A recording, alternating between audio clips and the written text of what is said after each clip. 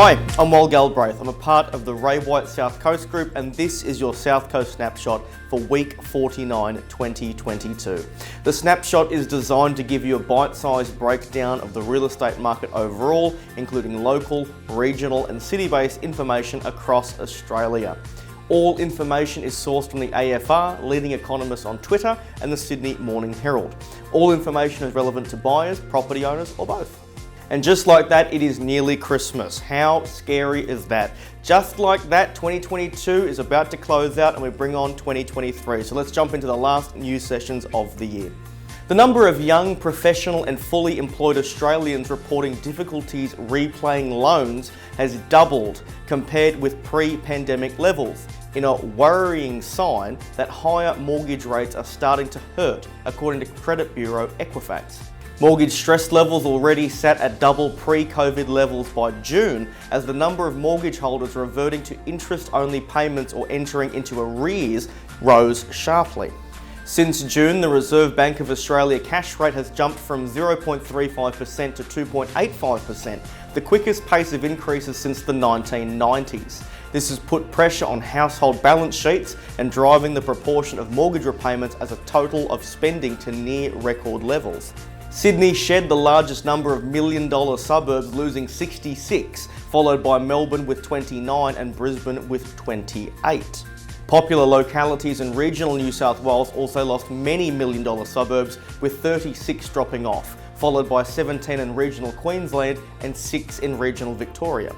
In the ACT, 8 suburbs fell out of the million-dollar club, 3 in Adelaide and 4 in Hobart. New Zealand's central bank has accelerated the pace of its aggressive policy tightening with an unprecedented 0.75% interest rate increase to tame inflation that reached 7.2% in the September quarter. Governor Adrian Orr signalled further tightening ahead, even as the central bank forecast the country to enter a recession in 2023 when the nation will go to the voting booths, as Labor Prime Minister Jacinda Ardern seeks a third term in office. The country's official cash rate now sits at 4.25% versus 3.5% on Wednesday. Financing constraints are the biggest hurdle to overcome, as New South Wales apartment shortfalls of 48,000 homes will grow to almost 60,000 without government intervention, the Urban Development Institute of Australia says. In its 2022 apartment supply pipeline report, the UDIA-NSW also says it wants the planning authority taken out of the hands of the state planning minister to make it easier for large developments to get underway.